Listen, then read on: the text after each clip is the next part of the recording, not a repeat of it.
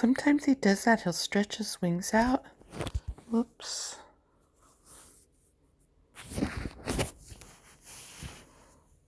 He'll stretch his wings out and he'll hug my arm. I have never been able to catch it on video, though, or in picture. It's so sweet, though.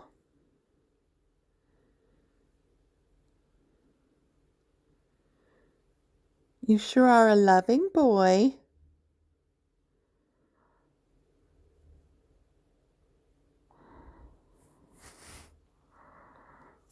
Oh, he started to.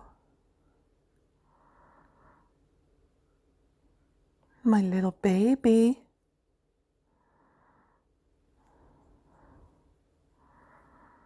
You're my baby.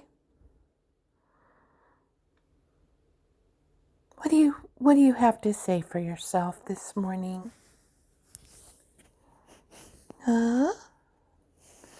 You have anything to say? You're so quiet.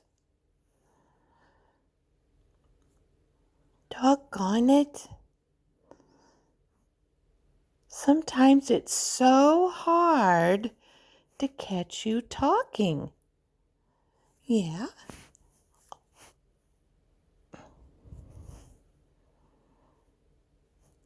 You're just too smart for your own good.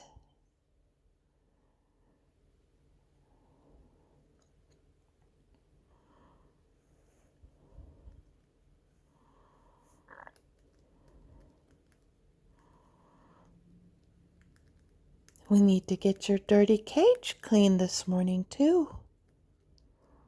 Yes, we do. Our daily cage maintenance. That way we don't have a smelly bird. Are you grooming your feet, honey? You'll notice this left leg. Okay, he's grooming his right foot. Notice how his toenails, they lay perfectly fine. This left leg is the leg that was broken when he fell out of his nest.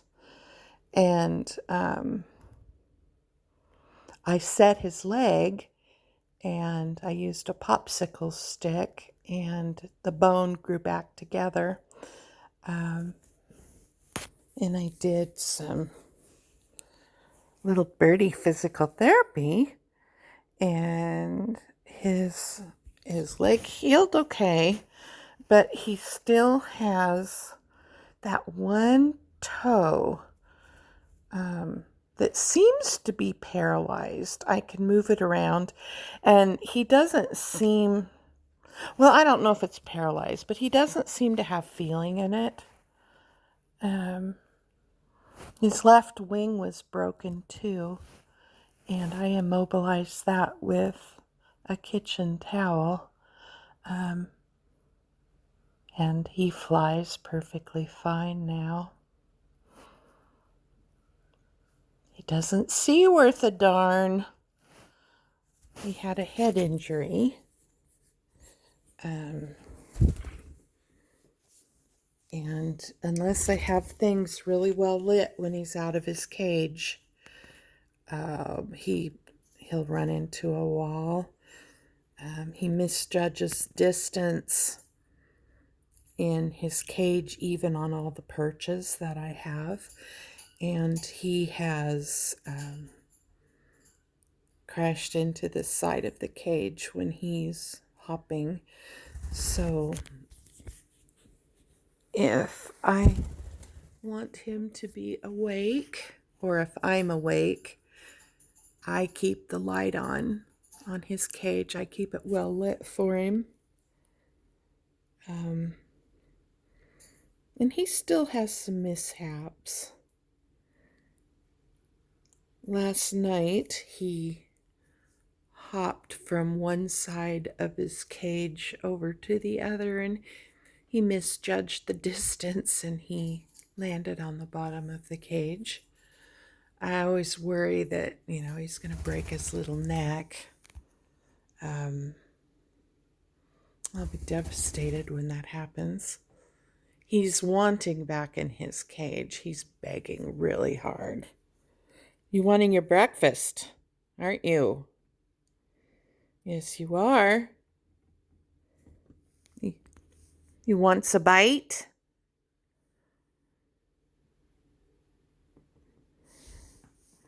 You want a bite? You love your food, just like Mom. Starlings are very aggressive about their food. Um, any of you that have starlings that live near your house and you have an outside cat, you've probably noticed that they'll get into your cat food. If you have bird feeders, they chase off other birds. They're just very aggressive as far as food goes.